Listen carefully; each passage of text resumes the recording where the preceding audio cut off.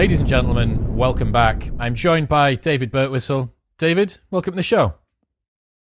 Hey, how's it going, mate? Very good. Blue Tick Wanker Club in the building. Yeah. What the fuck's happening? Reality TV Wanker Club, here we are. Hey, we've joined an elusive club of people that are known for probably the wrong reasons. known for all of the wrong reasons, I think. Yeah, you are very correct. So today, one of the things I wanted to speak about, a lot of people will know you from a recent Netflix series, which was called Too Hot to Handle. Too Hot to Handle. Talk me through that then. Talk me through the experience of being on that. Because yours, unlike Love Island, which was my experience on reality TV, yours was a pre-record, right? You were on that a while ago and now it's just come out.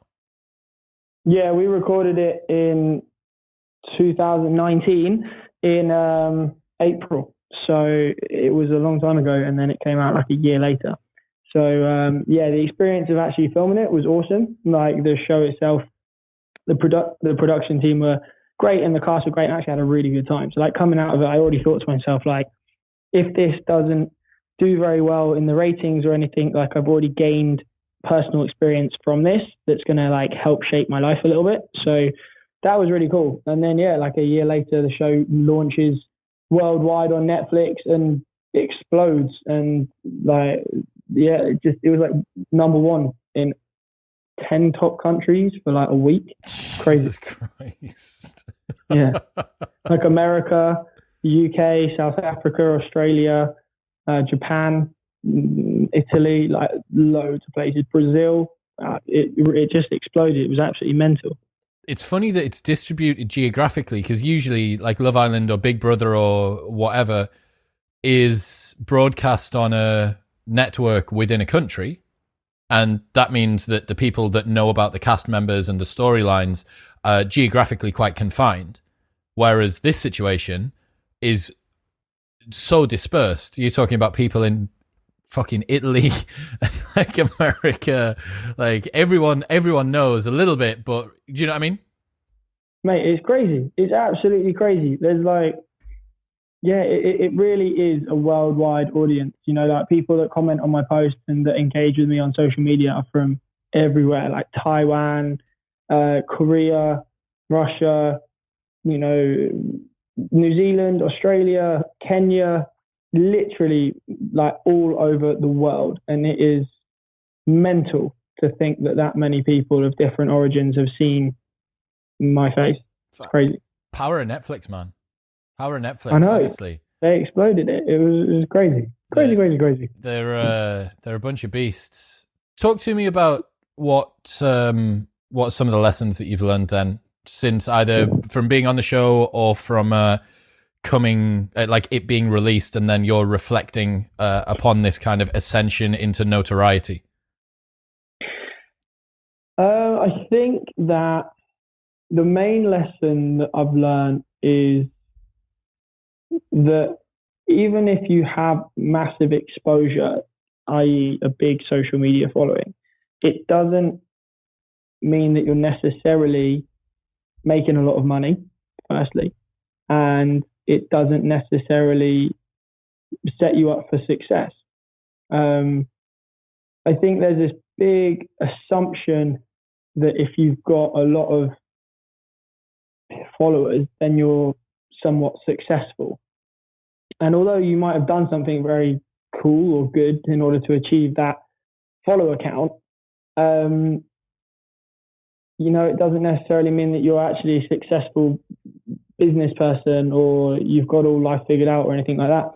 And so it's almost like we kind of set ourselves up because of the way the world is at the moment to think that someone who has a lot of followers is killing it. And they might not be. You know, like you have to have a business. You have to chase it. You have to work hard for it. Like, you know, I came out of filming and then worked for a whole year to set up my coaching brand, Endeavour Life, put hours and hours and hours and thousands of pounds into that. And since the show's launched, I've like constantly been thinking like, what can I do? Who should I be speaking to? Who should I talk to? Like podcasts, you know, this is a prime example, like speaking to you today. Chris fucking Williamson, that's who you should be speaking to, man. Exactly. Like speaking to the right people, engaging with the right things, and also thinking like, how can I actually create a business, or how can I have some longevity here and be smart about this? And that's not something that just happens. Like, it's the same as any business. Effectively, you have to work really hard to make something happen. You just have marketing. So like a social media channel or page or whatever that's really big is effectively just a marketing platform. And if you have that, you might be terrible at marketing and no one wants to buy anything off you, and therefore you have a shit business. So it's just because you have the following doesn't mean that you're going to be successful. And it's interesting. It's interesting being in the position of before and after. And now I'm like, well, yeah, but the things I want to do, no one's going to hand that to me.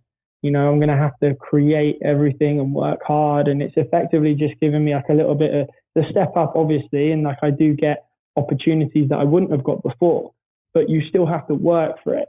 It's not that things are given to you. You still have to do the thing, and you still have to work hard. And those values that were instilled into me by my parents, like, I can't sit back and coast now, because it's an opportunity that I've got to grab with two hands and work to make the most of. And it's a privilege, and I can't really squander that.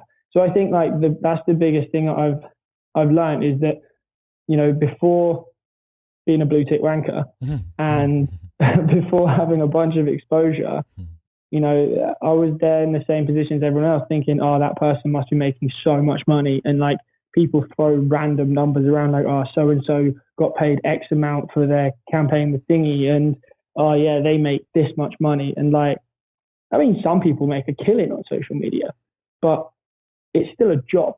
It's a job, it's a business, it's a career, and you have to work for it. And if you don't work for it, then you will fall by the wayside. People will not be interested in you. Companies will not want to work with you.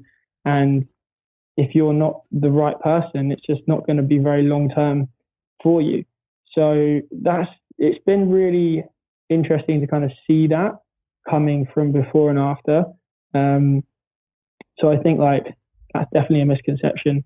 No, I couldn't agree more, man. I think that what people that look at reality TV or the ascension of celebrity and fame in 2020, what most people see from the outside looking in is such a different world to what's going on inside. And it's fucking cliche to be like, oh, everybody's got their challenges and stuff like this, but it's more than that. What I really wanted to kind of try and delve into today with you is to talk about what gives you sort of satisfaction and happiness and stuff in life now. And the same for me as well. I'm in a unique position. We're both in the unique position that we've both had periods where most of a country or a couple of countries have known our names and known our faces. And to a lot of people, that sounds like you've made it, right? But fame for no reason.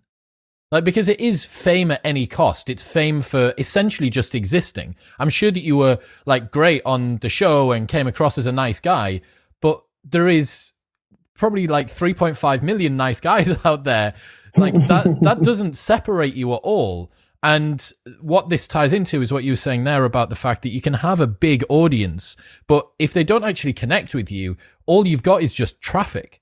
Like traffic is great, but if you send tons and tons of people to a site that's talking total shit, i.e. an account which doesn't have any virtue behind it, doesn't really care about what it's putting out there, is essentially only skin deep, then no one's going to monetize on the back of it. No one's going to connect on the back of it. Like I said this story before, and you may have like some equivalent stories as well about like so many people. All that they wanted to talk about as soon as I came off Love Island was, oh man, like you must be smashing it now. There must be just like loads of birds, and you're making loads of money, are you? Are you making loads of money? And you're like, bro, what the fuck do you think this is? Like, I'm not Dan Bilzerian. Like, come off Love Island, got a blue tick and gone back to my normal life. Like, the vast majority of stuff doesn't change. And as you said, unless you stay relevant, nothing. It goes away very quickly. Yeah, yeah, you did. You're completely right. It's interesting. It's really, really interesting. So I think like, what are my values and how does it correlate? Well, like people knowing who you are, right? So like that is, some people throw the word, "Oh, you're famous," a bit, and I'm like, nah. Some people just know who I am, right? That's it. I don't think of it as anything else. I don't assume that anyone knows who I am. It doesn't matter, and effectively, yeah, there's a bunch of nice guys out there, and that's cool. And I really I'm trying to just dive into who I am as a human being, and use this as an opportunity to share some of the positive things that I think I've learned with the world, and effectively give value to people through social media. Because like it honestly, one of the things that pisses me off the most is influencers putting up a picture of themselves and the caption being some semi-philosophical, half-hearted, complete bollocks that they don't live into. Like, or just like a sentence, and it's like sounds somewhat philosophical, but that they do not fully believe, live into, and act upon that thing. Well, they've found that, or they've Googled mindful quote, inspirational quote, and then copied and pasted it. Man, I'm totally part of team influencer dickhead hatred here along with you. We're standing in the vanguard. We've got William Wallace. He's on his horse riding up and down. Hold. And then there's me and you going, you're a fucking cunt, and you're a fucking cunt, and you're a fucking cunt. But you're totally right, man. Like I said it ages ago. When you get a platform of any size at all, you should take increasingly seriously the quality of the message that you're putting out, because the impact it has proportionally gone up. Like when you have 3 people that know who you are and what you do, say what you want. It doesn't impact that many people. If you're Elon Musk, you better be delivering some value on a second by second basis, because you affect and impact so many people. And that's why, as you've said there, when you see someone who does have a really big platform, and I'm not going to name names because I can't be asked with the fucking blowback, but everybody knows, like, pick your like irrelevant reality TV star from the last 15 years, and it's probably them. And like those people, like, you have a platform, you have the opportunity to add genuine value to people's lives. You don't need to be a fucking closet philosopher about this sort of stuff, but you can get behind causes that actually mean something, as opposed to just like yet another advert for charcoal toothpaste. How does the world need that much charcoal toothpaste? I don't know, man. I don't think they need any, but apparently they actually need. They need loads. So you said some of the things that you've learned sort of about life and satisfaction and things that make you happy. So what are they? Yeah, well, all right. So I think the core thing that I learned is that it's all about human interaction. Like, your life's all about human interaction. It's about connecting with people. It's not about numbers on a fucking screen. Like, we were in lockdown, the show came out, and I'm sat at home refreshing my Instagram, watching my following count go up and not feeling a fucking thing. I did not care, and I was so confused. I'm sat there like, I should be happy. People tell me that I should be happy. People make a big thing about followers and how that's important and how you're successful. And I was literally like talking to my mate thinking, mate, it doesn't affect me. The numbers on the screen, they don't mean anything. What means something is human interaction and connection and connecting with people and impacting people, affecting people positively. Like, leave the world better than when you arrived. So for me, that it became so abundantly clear, because we're in lockdown and I've got this crazy juxtaposition of the show blowing up, social media exploding, and it being deadly silent outside, and having like that kind of period of lockdown was like my lowest time as an adult, as an individual, to how I felt. I was flat, I was demotivated, I was just not happy, and I was because I wasn't able to engage with people. Like I'm a social person. Like I'm an extroverted person.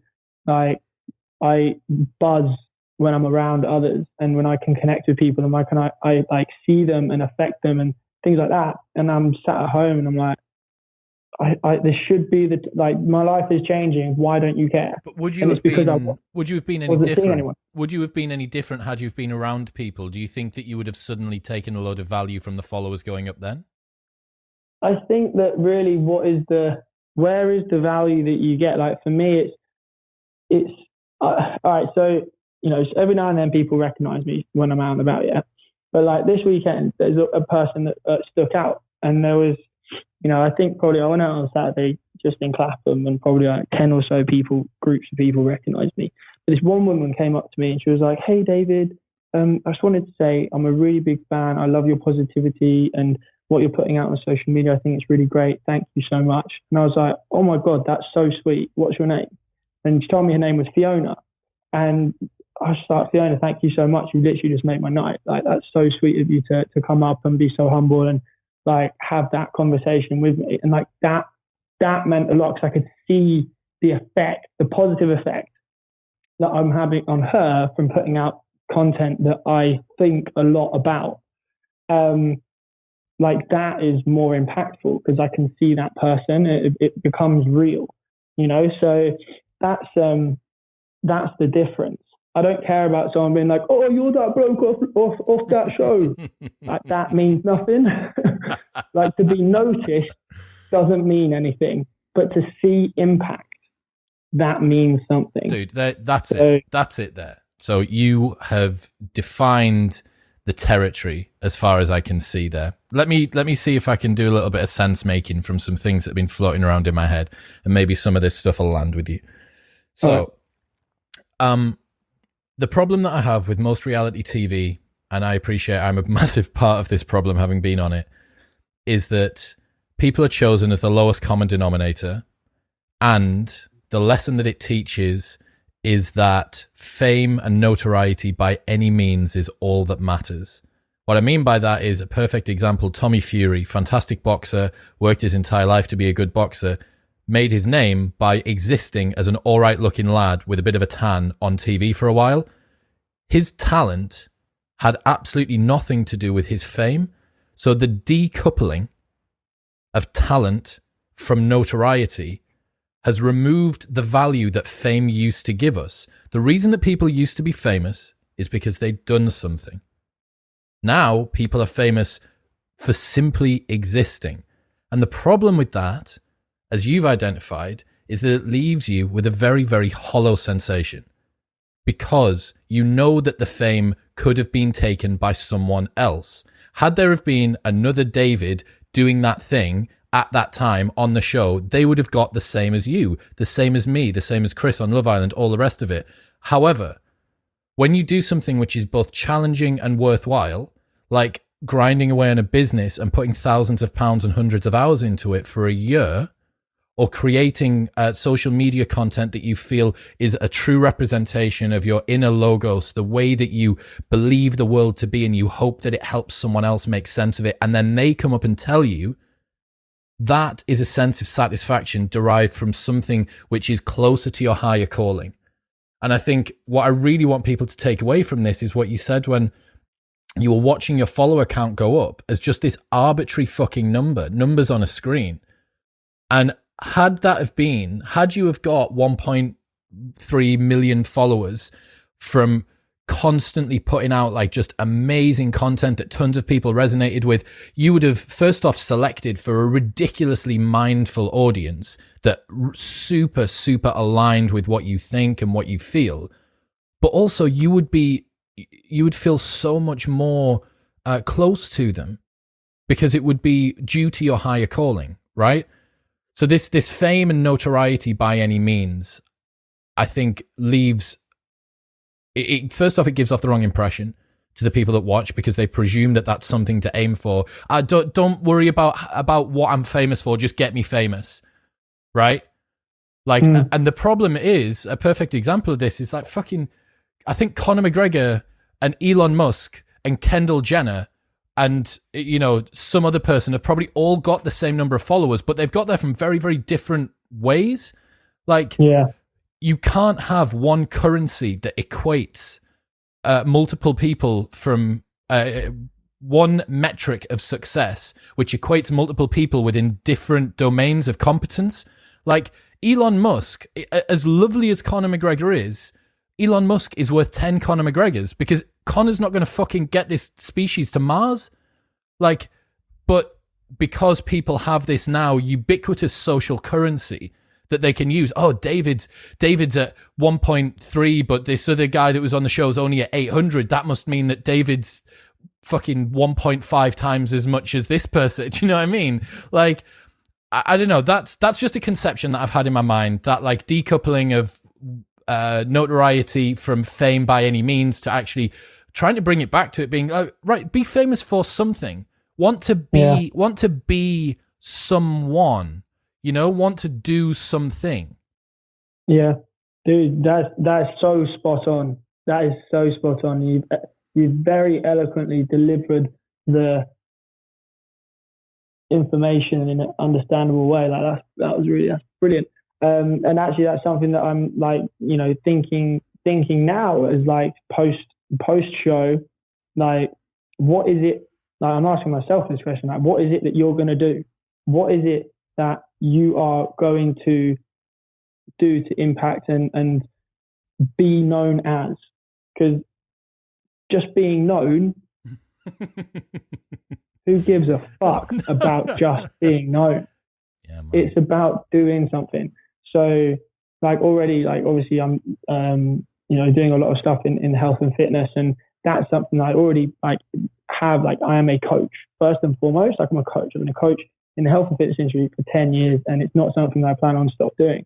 But I'm thinking, like, what else can I do to do more? You know, so you're so right, and it's such a shame that fame has been decoupled from talent. And there's so many people with massive followings that talk absolute shit. They don't deserve it, man. We know that they don't deserve it. And this is don't deserve it in the purest sense of the word. And what I mean by that is that there is literally large swaths of the population who would do better with that platform. Like, when I see people that are plucked out of the mire, the muck and the fucking feces and the straw on the floor in the back carriage, and they get brought up to first class, and they get this huge platform, and then they squander it with just bullshit. I'm like, do you know what it is? That's someone that could have done something, but instead wanted to be someone. And that to me, but it would appear me and you agree on, like, don't desire being someone. Desire doing something. And if you can become someone that people know because you have done something that resonates with them and that you felt compelled to do and feels like a high calling, that is when those two things marry. Fame should be because you have done something valuable and virtuous and worthwhile that adds value and makes people feel better and leaves the world a better place than when you arrived. If that's where your fame has come from, fucking power to you. And if someone gets a platform like yours now and then uses that to leverage a message which should have been heard, one about health and fitness, one about living virtuously, one about mindfulness, one about being leaving the world a better place than when you arrived, or whatever it is that you're working on at the moment, if you use a huge platform to then further leverage that message, that it gives you even more returns, again, power to you. But if you do it the other way, like if you don't have a platform and you're just chasing being someone, and if you become someone without doing something and then choose to just spaff it away, like just like wasting it away. I think it all comes from like what your initial intentions are, right? Like, where does this all come from? And a lot of what I've realized in life is that, yeah, there are some dead fast like things that it doesn't matter what your intentions were, they're wrong. But there's a lot of things where actually it's the intention behind the action as to whether it's right or wrong to do it, right? So, like, let's just take becoming famous. And you just kind of said it in a way there, which is easy to understand. Like, why do you want to become famous, or why do you want to be known? Is it because you just want people to know your name. So you walk into a room and people look at you and they go, oh, that's girl. So you know that people know who you are, because you need some narcissistic validation about who you are, because you don't have any self-confidence and you're completely void of any like internal happiness, and you just need someone to validate you every fucking minute. That doesn't necessarily, that wouldn't be the best reason why to become famous or to be known. But do you want to use an opportunity to develop a platform in order to better enrich other people's lives, or to create change, or to share a message? Because, like, truth be told, I did this show because I knew, fingers crossed, it would give me a platform to be able to do exactly what the fuck I'm doing now. Like, that was it. Apart from it was going to be a great opportunity to do something and tell my friends and have a story to look back on and be like, yeah, that was fucking cool. But also because I was already doing the exact thing I'm doing right now before the show. And like anyone who's been following me for years will have seen that I'm the exact same content before and after. And so it's like, why you want to do something defines as to whether it's the right or the wrong thing to do. I understand what you mean.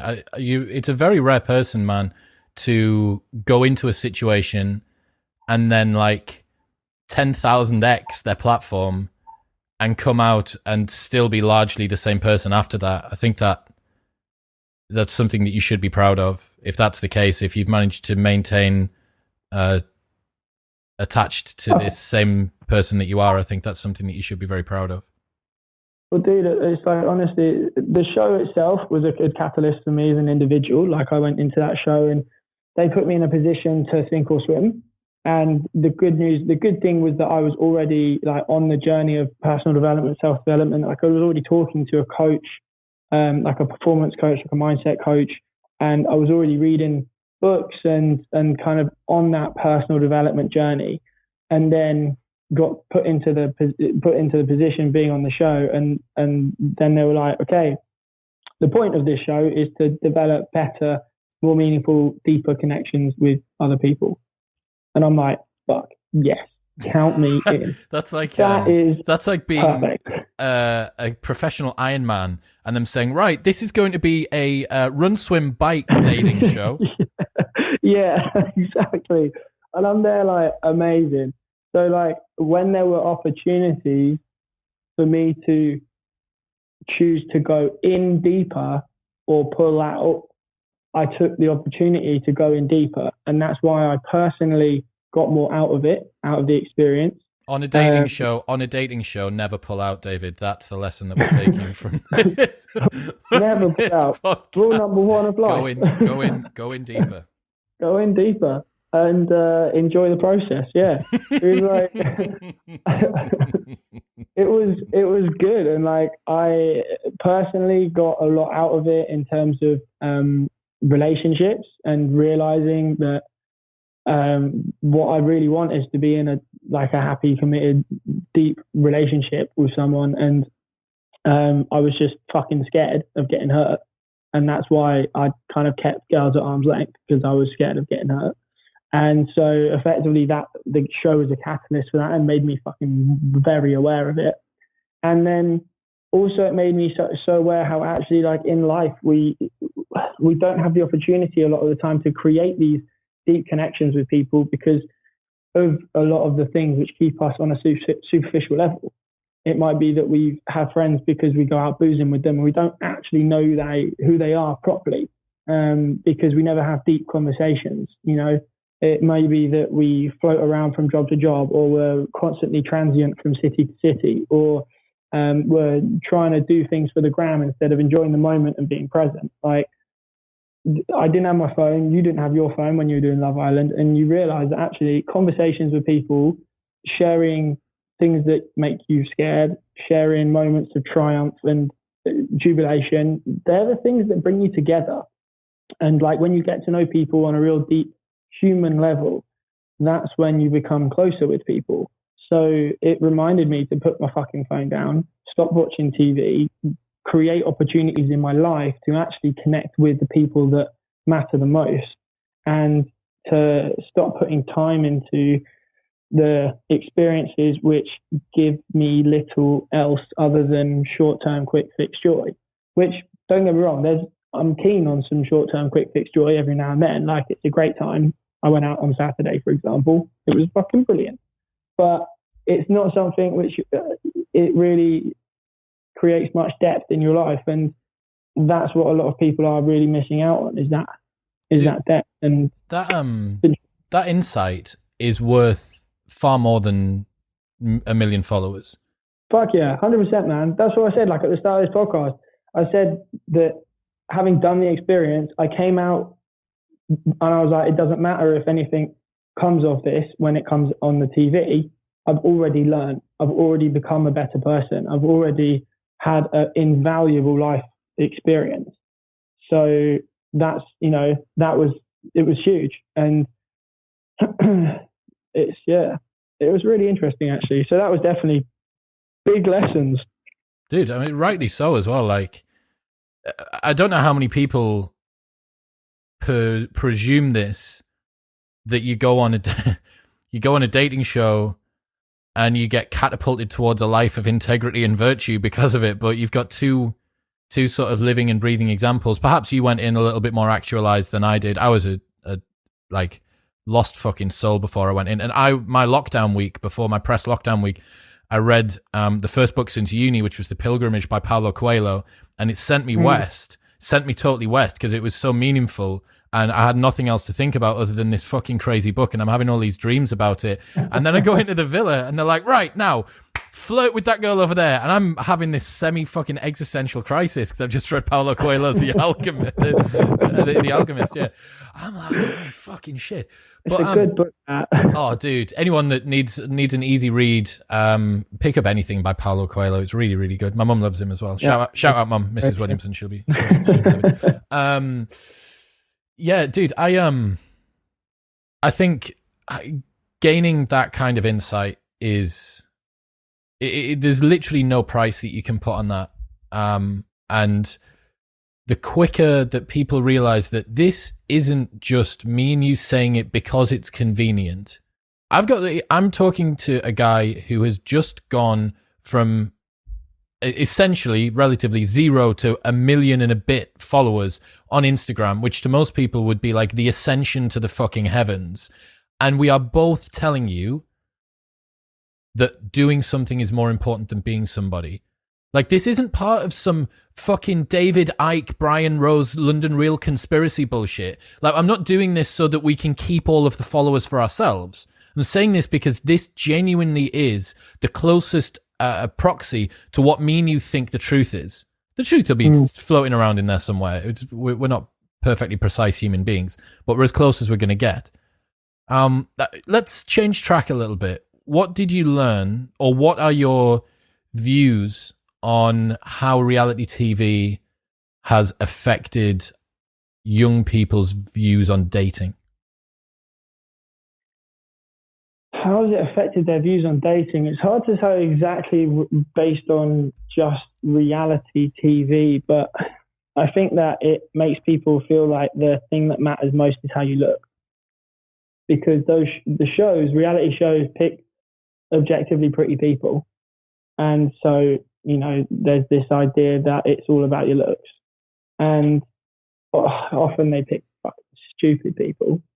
And so you get this connection between stupidity and beauty, and that can often influence younger women especially to not chase their intelligence and pursue their intelligence and their humor and their quirks and their the internal beauty of who they are, because what is mainstream is superficial, is your eyelashes and your nails and your hair and your bikini and all of that goes along with it.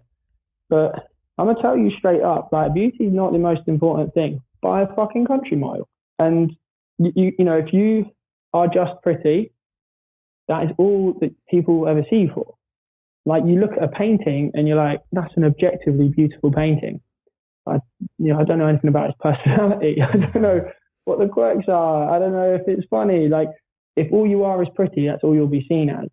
So in order to gain depth and a deep connection with someone and to be seen as more and to have those real deep things, like, I think that it's a shame that those are not encouraged, because actually when guys are ready to settle down and when guys are looking for a girlfriend, like, if you're to have that commitment, there needs to be more than just beauty. And it's I think that's a real shame that it almost discourages girls to look at those more deeper parts of who they are. And guys, I don't know, how would it really affect guys? I think it probably makes them think that in order to get the girl, you have to be an arrogant little cunt. Because that's how most of the guys come across. It's how producers often try to make you behave. Well, they want to. This is the thing that most people don't realize, that in reality TV, especially because there is a limited amount of time to do character development, the producers look for people that fit into archetypal roles. So you want the hero, the maiden, the villain, the dorky one, the pretty one, the nerdy one, the this, the one, the that, the silly one, the one that pisses on the floor, the one that does this. You want, like, those are the archetypes. And the reason for that is it expedites people from having to get past working out who that is and allows the storylines to be the front and center. You don't still want, after 6 weeks of watching a TV show, you don't still want to not quite work out whether David is a buff gym guy or an introspective philosopher. You want to just be able to go, yeah, David, he's the jock. Yeah, David, exactly. He's the nerd, or whatever it might be. And what you get with that, by virtue of that, you get people that play into those roles on these shows, which means that they kind of double down and go out to the extremes of these of these particular caricatures that they play, right? They become a caricatured version of themselves, which is really bizarre to watch, and quite entertaining as well. But, dude, I agree. I think you've hit the nail on the head. It's entertaining, but it's super one-dimensional. It is one-dimensional. You can't, if you're trying to fit into a hole, you're trying to fit into a pigeonhole, then you have to be one-dimensional, because that pigeonhole is not big enough for all of the intricacies of your personality.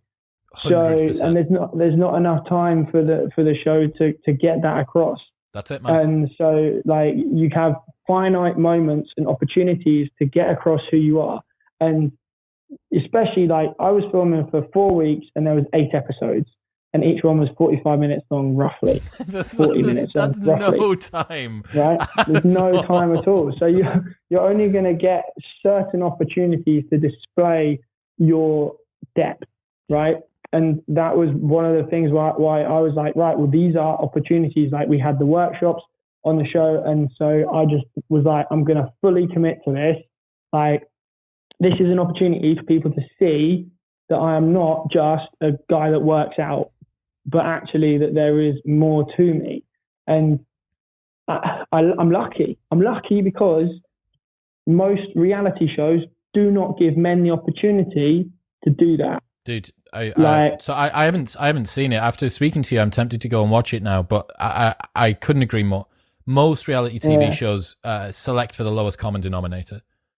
Mm. Do you have a tan? Do you have a set of abs? Are you going to flirt with that bitch over there again? Like that.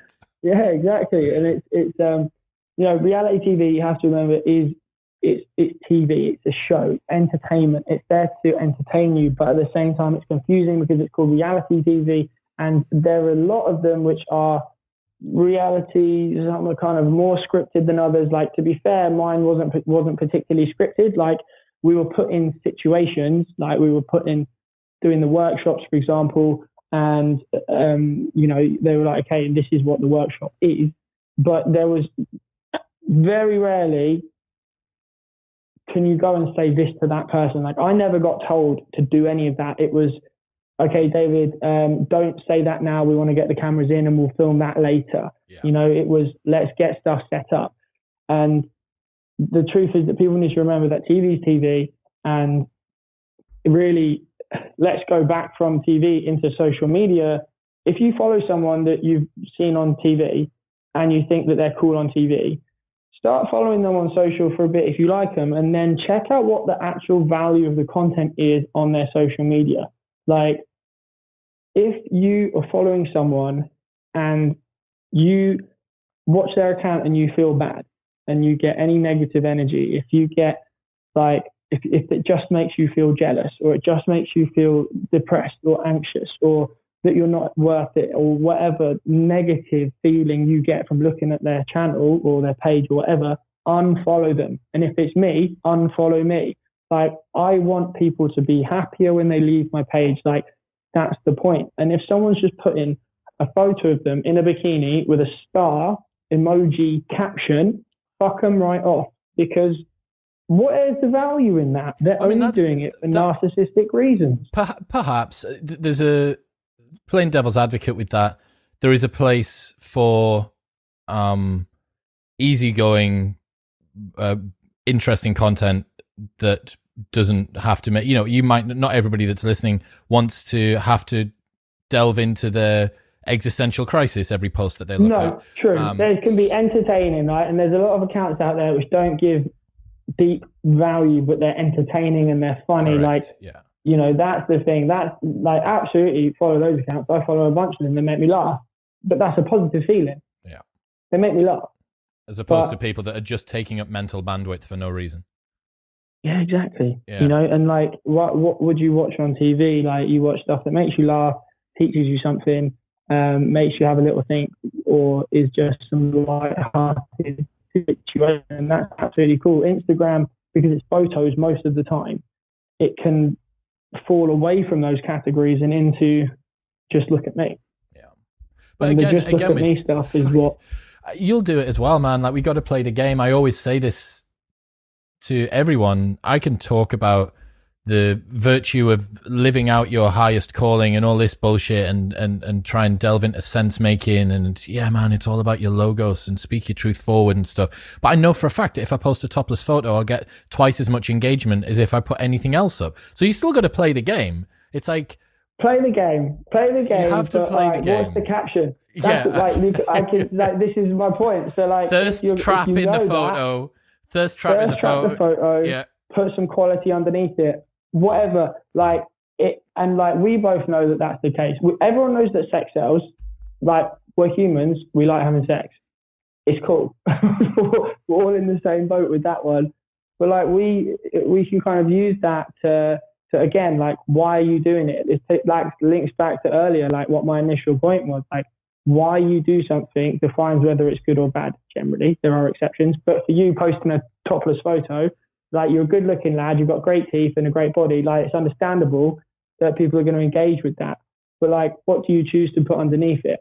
Is it something like pointless, or is it something entertaining and engaging, or is it giving value? Or what I put is, life is a beach. Live, laugh, love. Just be true to yourself. That's what I put, because that was the top result in inspirational quotes on Google. Well, perfect, mate. That's it. And just make sure you're on a beach when you're doing it. Maybe casually walking away from the camera, looking back as the sun sets over the water. That's what's happening, man. Look, David, it's been cool, man. I'm really glad that we've connected. You're a great guy. It's nice. Yeah, same, man. It's nice to hear that there's a kindred spirit coming out from reality TV. Genuinely, man, I think the days of, as much as I love them, everyone that was on the show, the days of the Geordie Shore lowest common denominator, like, I've pissed myself again. Like, I really do hope that the days of that with reality TV are gone. I hope that people have had enough of it. And if we've reset some people's ideas today about what is valuable, like, you want to do something, not be someone, you want a connection, not followers. Like, if that's reset some people's ideas of what is valuable and virtuous and worth pursuing mostly in life, then I think it's been 45 minutes well spent, bro. So let's add to your existingly massive online presence. Where should people go if they want to follow you online, and what's your website and stuff like that? What do you want to plug? Yeah, if you guys want to follow me, it's at david.birtwhistle, or if you want to check out my fitness page, it's at Endeavour Life. And they're the best places to find me. I give loads of free information out on Endeavour Life, and it's a little bit less completely fitness focused on my personal page. You know, usually talking about a bunch of stuff that we talked about today, actually, and just generally what's going on in life. It's very much a personal thing. You know, you never know what you're going to get. I like it, man. Look, David, today's been really cool. Everyone that's listening, if you got any questions, comments, or feedback, you know where to go. Get at me at ChrisWillX, wherever you follow me, or leave the comments on YouTube, or do whatever you want. Leave your comments with David, and it'll take him a couple of years, and he might end up getting back to you. Now, David, bro, thank you so much for your time. Cheers, Chris. Have a nice day, man. I'll speak to you soon.